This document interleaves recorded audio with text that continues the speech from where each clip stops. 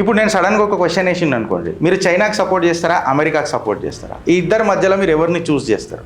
ఒక్కోడేమో మన శత్రువుకి డైరెక్ట్గా arms supply చేస్తాడు, ఇంకొకడేమో నీకు హెల్ప్ చేస్తున్నట్టు వన్ ఎయిర్ ఫోర్స్ని మళ్ళీ గట్టిగా చేస్తూ ఉంటాడు. ఎవడు నమ్మేది? అమెరికా చెప్పవే, చైనా చెప్పవే, భారత్ ముందా నీ కుప్పిగంతులు అని అన్నట్టు ఉన్నది. ఆన్సర్ మీకు షాకింగ్ ఇస్తుంది. ఎట్లా చెప్పాలా ఫ్రెండ్స్? చైనా నువ్వు అనుకున్నప్పుడు నిన్ను అటాక్ చేయదు. నువ్వు ఎప్పుడైతే రిలాక్స్ అవుతావు చూడు, అప్పుడు చైనా నిన్ను అటాక్ చేసే ప్రయత్నం చేస్తుంది. అందుకనే వీళ్ళిద్దరూ భారత్ని గెలవనికే ప్రయత్నం చేస్తున్నారు. ఎందుకంటే వీడికి తెలుసు భారతే నన్ను గెలకగలుగుతుంది, నన్ను కంపీట్ చేయగలుగుతుంది అని. ఇక ఈడంటావా ఈయన కొన్ని వీడియోలు చూడరు మీరు, మనోడి తాత ట్రంప్ది. లేవంగానే ప్యాంట్ వెనక మరకలు ఉంటాయి కొన్ని. మళ్ళీ అది భారత్ని చూసి మరకలు పడతాయా ఏం పడతాయా అన్నది ఇక దేవుడికి తెలుసు. ఇప్పుడు నేను సడన్గా ఒక క్వశ్చన్ వేస్తా ఫ్రెండ్స్, ఆ క్వశ్చన్కి ఆన్సర్ మీ రూపంలో ఒకసారి మీరు కమెంట్ రూపంలో చెప్తే నేను ఆనందిస్తా. ఎందుకంటే చిట్టా మొత్తం దాని మీదనే ఉంటుంది. ఇది ఇంటరాక్టివ్ సెషన్ అనుకోండి. ఇప్పుడు నేను సడన్గా ఒక క్వశ్చన్ వేసిండు అనుకోండి, మీరు చైనాకి సపోర్ట్ చేస్తారా, అమెరికాకి సపోర్ట్ చేస్తారా? ఈ ఇద్దరి మధ్యలో మీరు ఎవరిని చూస్ చేస్తారు? ఇది ఒక క్లాస్ రూమ్ క్వశ్చన్ కాదు, ఇది ఇవాళ మన సర్వైవల్ క్వశ్చన్. ఇది ఎస్, నేను మాట్లాడుతుంది కరెక్ట్. ఇది మన క్లాస్ రూమ్ క్వశ్చన్ వేస్తలేను నేను, చిత్రగుప్తులు ఏదో చిట్టా మాట్లాడుకుంటూ వేస్తలేదు. ఇది భారత్ యొక్క survival question. 2 super power blocks, America ఇంకా చైనా. వీళ్ళిద్దరి మధ్యలో నువ్వు ఎవరిని చూస్ చేసుకుంటావు? మోదీ గారు నవ్వుకుంటా నేను పెట్టినా, ఎందుకంటే నేను డైరెక్ట్ చిట్టాలకు దిగుతా. వీళ్ళ కమినే పంతి తెలియదా భారత్కి? ఒక్కోడేమో మన శత్రువుకి డైరెక్ట్గా ఆర్మ్స్ సప్లై చేస్తాడు, ఇంకొకడేమో నీకు హెల్ప్ చేస్తున్నట్టు వన్ ఎయిర్ ఫోర్స్ని మళ్ళీ గట్టిగా చేస్తూ ఉంటాడు. ఎవడు నమ్మేది? అది పాట ఉంటుంది కదా, ఆగేదెట్టాగా అలాగని నమ్మేదెట్టాగా. అమెరికా చెప్పవే, చైనా చెప్పవే, భారత్ ముందా నీ కుప్పిగంతులు అని అన్నట్టు ఉన్నది. సో ఎవరిని నమ్ముదాం? ఆన్సర్ మీకు షాకింగ్ ఇస్తుంది. ఎట్లా చెప్పాలా ఫ్రెండ్స్? ఈ గ్లోబల్ ట్రస్ట్ ట్రాప్ అని అంటాం కదా, ఈ నమ్మకాల ట్రాప్ అని అంటాం కదా, ఇందులో ఒక స్ట్రాటజిక్ ట్రయాంగిల్ ఉన్నది. ఎట్లా అంటే చైనా ఏం చేస్తుంది తెలుసా? భారత్తో దగ్గరకు వచ్చి మనం మళ్ళా మన బిజినెస్ స్టార్ట్ చేసుకుందాం, మన ఫ్లైట్ స్టార్ట్ చేసుకుందాం, మన బిజినెస్ ట్రేడ్ స్టార్ట్ చేసుకుందాం, ఇన్వెస్ట్మెంట్లు కూడా మళ్ళీ ఇరు పక్షాలలో మనం స్టార్ట్ చేద్దాం అని చెప్తుంది. మోదీ గారు జింగ్పింగ్ని కలుస్తారు, జింగ్పింగ్ మీటింగ్ అవుతుంది, దాని తర్వాత పత్రికలలో పెద్దగా రాస్తారు, ఎక్సెట్రా జరుగుతుంది. ఇన్ఫ్యాక్ట్ చెప్పాలంటే భారత్ చైనా మధ్యలో మళ్ళీ బిజినెస్ స్టార్ట్ అవుతుంది. కాకపోతే చరిత్ర మనకు ఒకటి నేర్పింది. ఏందనంటే చైనా నువ్వు అనుకున్నప్పుడు నిన్ను అటాక్ చేయదు. నువ్వు ఎప్పుడైతే రిలాక్స్ అవుతావు చూడు, అప్పుడు చైనా నిన్ను అటాక్ చేసే ప్రయత్నం చేస్తుంది. ఇప్పుడు జర యుఎస్ఏ పెంటగాన్ కాడికి వద్దాం. పెంటగాన్ కాడికి వచ్చి యుఎస్ఏ ఏమంటుంది అంటే, చైనా నీ అరుణాచల్ ప్రదేశ్ మీద కన్నేసింది, అరుణాచల్ ప్రదేశ్ని ఎట్లనైనా తీసుకోనికి ప్రయత్నం చేస్తుంది, దానికి కోసం అది 7 దాకరైనా పోనీకి ప్రయత్నం చేస్తుందని చెప్పి ఒక మిత్రుడిలాగా భారత్కి సూచనలు ఇస్తుంటుంది, సజెషన్లు ఇస్తుంటుంది పెంటగాన్ నుంచి అమెరికా. అరుణాచల్ ప్రదేశ్ కంప్లీట్గా చైనా చూస్తున్నది, ఏమైనా చేస్తుంది అని చెప్తారు. అంటే చైనా ఇలా కామ్గా ఉన్నది అని అంటే రేపు శాంతి ఉంటుంది అని అనుకోకు మోదీ అని చెప్పి క్లియర్ కట్గా చెప్తారు. అయితే భారత్ని భయాందోళనకు ఎందుకు గురి చేస్తున్నారు? ఈ ప్యాటర్న్ రికగ్నిషన్ ఏం చేస్తుంది? మన మిలిటరీ బడ్జెట్ని ఎందుకు స్పెండ్ చేయనిక చూస్తారు? అండ్ చరిత్ర కూడా మనకు అదే చెప్పింది కదా అని చెప్పి చాలామంది మాట్లాడతారు. ఎందుకంటే హిందీ చీన్ బాయ్ బాయ్ అని చెప్పి పూలువాలా చాచా ఏదైతే పెట్టిండో 1962 తర్వాత ఏమైంది అనేది మనం అందరికీ తెలుసు. ఈ media war, USA versus India versus China, ఇవన్నీ తీసుకుంటే అమెరికా వాడు మనకెందుకు ఫస్ట్ సజెషన్లు ఇస్తున్నాడు? అమెరికా వాడు మనకెందుకు ఇవన్నీ హెచ్చరికలు జారీ చేస్తున్నాడు చైనా మీద? అది పెంటగాన్ మళ్ళీ యాంప్లిఫై చేసి మనకెందుకు చెప్తున్నది? అసలు ఇండియాలో కొన్ని పేపర్లన్నీ ఇట్లా ఎందుకు రాస్తున్నది? మళ్ళా కొన్ని పత్రికలలోనైతే ఇండియా రోడ్లు కడుతున్నది, టనళ్ళు కడుతున్నది, బ్రిడ్జిలు కడుతున్నది, వార్ ప్రిపరేషన్ కూడా భారత్ మొదలెట్టింది అని చెప్తారు. అయితే కొన్ని పేపర్లు ఎట్లా రాస్తాయంటే, ఇన్ఫ్రాస్ట్రక్చర్ భారత్ కోసం చూస్తేనేమో అది డెవలప్మెంట్ కోసం ఉంటుంది భారత్ ఎప్పుడైనా, మళ్ళీ అదే ఇన్ఫ్రాస్ట్రక్చర్ చైనా వాడు కడుతున్నాడు అంటే అది డెటరెన్స్ కోసం కడుతుంటుంది. అంటే ఈ ఇన్ఫ్రాస్ట్రక్చర్ రపక్మని మార్చేస్తాడు. రేపు అక్కడ డైరెక్ట్ ఫ్లైట్లు దిగుతాయి, జెట్ ప్లేన్లు దిగుతాయి, ఎక్సెట్రా దిగుతాయి, ట్యాంకర్లు వస్తాయి, టనళ్ళు కడతాడు. సో చైనా యొక్క ఆగడాలను మనము కరెక్ట్గా చూసి నడవాలా? మళ్ళీ ఇలా ఏది సత్యము ఏది నిజము అని ఆలోచిస్తున్న తరుణంలో యుఎస్ఏ మనకు బెస్ట్ ఫ్రెండ్ లాగా కనబడుతుంది. కాకపోతే ఇదే అమెరికా పాకిస్తాన్కి F-16లు సప్లై చేస్తుంది, ఇంకా $649 మిలియన్ ప్యాకేజ్ IMF నుంచి ఈయనకి ప్రయత్నం చేస్తుంది. చైనా పాకిస్తాన్కి మళ్ళీ మద్దతు తెలుపుతుంది, జెట్లు, నేవీలు, మిసైల్స్ ఇవన్నీ ఇస్తుంది. మళ్ళీ వీళ్ళిద్దరూ చైనా వాడు వచ్చి అమెరికా వాడి మీద చెప్తాడు, అమెరికా వాడు వచ్చి చైనా వాడి మీద చెప్తాడు. అంటే ఇప్పుడు ఇందులో సూపర్ పవర్ ఎవడు మీ దృష్టిలా? చైనానా అమెరికానా? నా దృష్టిలో నా భారత్. ఎందుకంటే ఇద్దరు సూపర్ పవర్లు భారత్ని గెలుచుకోనికి ప్రయత్నం చేస్తారు, లేదా భారత్ ఇబ్బంది పెట్టడానికి ప్రయత్నం చేస్తారు, ఏదన్నా అర్థం కానీ. సో ఇక్కడ సూపర్ పవర్ ఎవడైండు? పెద్దన్నలకే పెద్దన్న ఎవడైండి ఇక్కడ? భారత్ లేకపోతే ఏం నడవది. సౌత్ గ్లోబల్ సౌత్లా, సౌత్ ఈస్ట్ ఏషియాలా భారత్ లేకపోతే అసలు ఏం నడగదు. ఎందుకంటే భారతే కదా ఒక సూపర్ పవర్. G2 మోనోపలిని హఠా సావానికి ఘటా అని చెప్పి మాట్లాడుతుంది. ఇవాళ బీజింగ్ కానీ వాషింగ్టన్ కానీ ఎవరైనా ఢిల్లీని గిట్ల జై అని చెప్పగలుగుతారా? ఆ సత్తా బీజింగ్కి వాషింగ్టన్కి ఉందా? పాకిస్తాన్ కాడికి వచ్చినాం అనుకో, మనం చర్చిద్దామా గిరీష్ పాకిస్తాన్ అని అంటే ప్రాక్సీ వార్ ఆడుతుంది కదా పాకిస్తాన్. సో ఖచ్చితంగా మాట్లాడాలి. పాకిస్తాన్కి చైనా అమెరికా ఏం చేస్తారు వెనకకేని? మన దగ్గరికేం ట్రేడ్ చైనా వాడు చేస్తాడు. మన టారిఫ్లు తగ్గించి నాకు ఇక్కడిక్కడ కావాలని అమెరికా అంటాడు. అమెరికాకు సంపాదన వచ్చిన తర్వాత ఈ సంపాదన అంతా ఏడ ఖర్చు పెడుతున్నాడు? పాకిస్తాన్కి ఆర్మ్స్ ఇచ్చుట్లా, పాకిస్తాన్లో తీవ్రవాద సంస్థలను ఎంకరేజ్ చేసి భారత్ మీద దాడి చేయించుట్లా వీటి మీద పెడుతున్నాడు.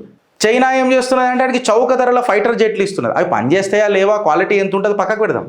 ఇలా సబ్మెరీన్లు కూడా చైనా ఇస్తున్నది. యుఎస్ఏ ఏం చేస్తున్నది అంటే పాకిస్తాన్ యొక్క ఎయిర్ ఫోర్స్ క్యాపబిలిటీ ఉంటుంది కదా, సామర్థ్యం పెంచే ప్రయత్నం చేస్తున్నది. అంటే పాకిస్తాన్ నీకు ఎట్లా పనిచేస్తుంది?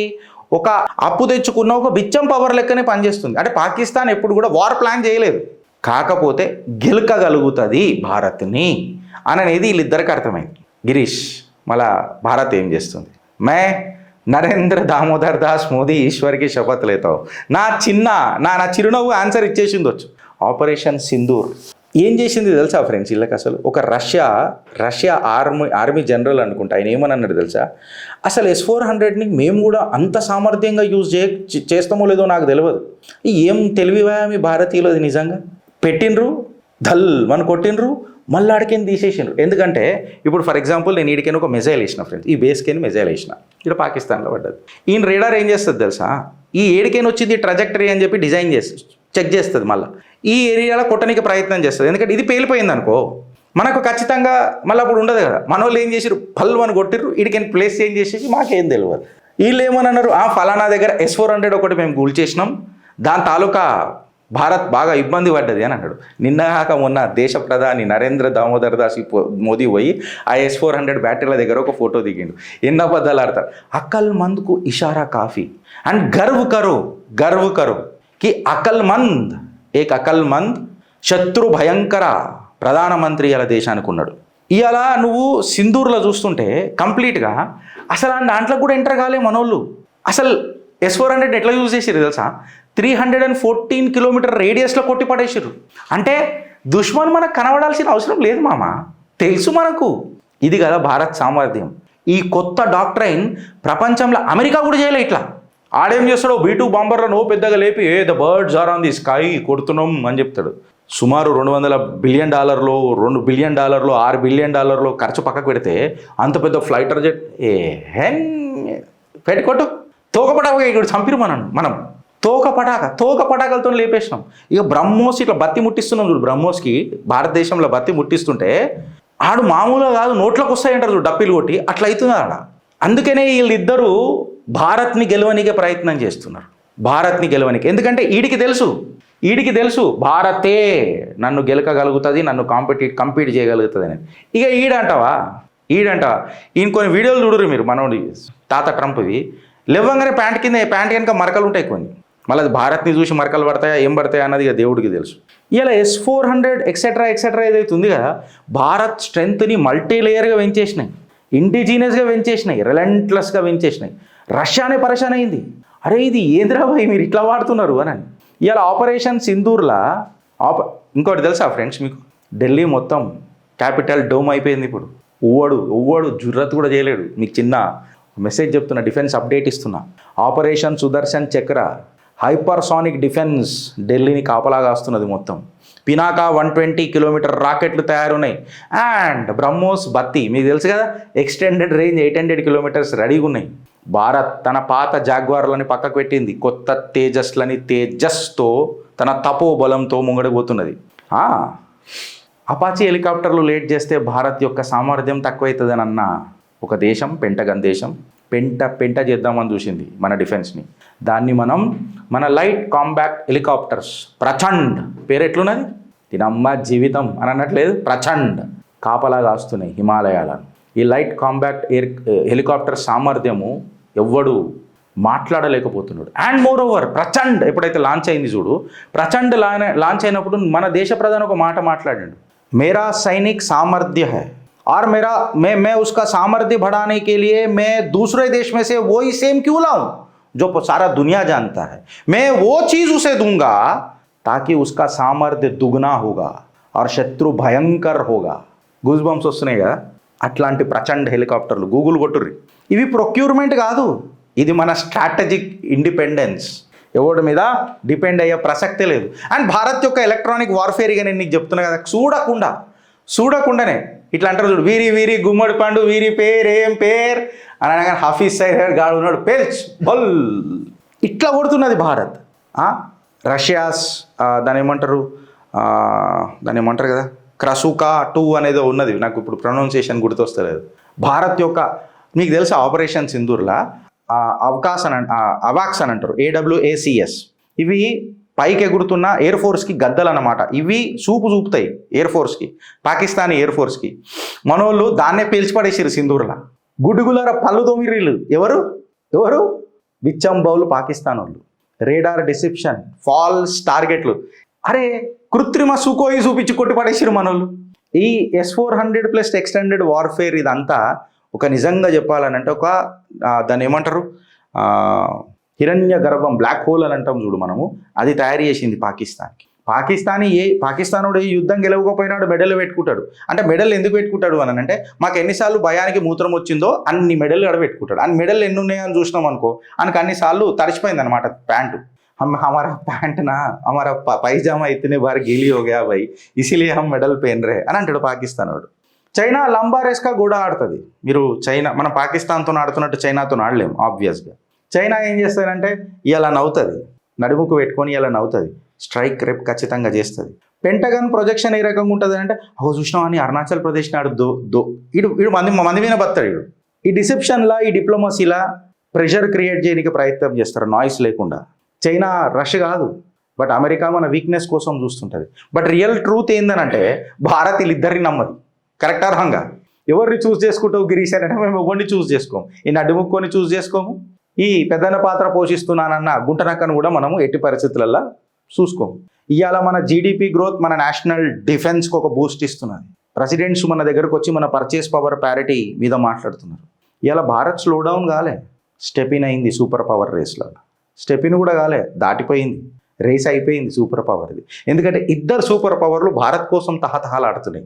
ఫ్రెండ్స్, ఇవాళ నేను యువకులకు ఏం చెప్తున్నానంటే, the Gen Zs of this country, me career అనేది నేషనల్ పవర్లు ఉన్నది, జాతీయవాదంలో ఉన్నది. మీ స్కిల్ అని అంటారు చూడు, మీ నైపుణ్యం అని అంటారు కదా చూడు, అది మీ డిగ్రీల కంటే పెద్దది. ఈ data, artificial intelligence, defence sector, ఈ అనలిటిక్స్ మీకు తెలవాలా. ఎందుకు చెప్పాలన్నా, ఎక్కడ పెట్టుబడి పెట్టాలా స్టాక్లలో అన్నది కూడా తెలవాలి కదా. అందుకే మీకు ఇది ఇస్తున్నా. ఇవాళ మన వర్క్ ఫోర్స్ స్ట్రెంత్ ఏదైతే ఉంది చూడు, అది మన స్ట్రాటజిక్ అడ్వాంటేజ్ అయింది ఇవాళ.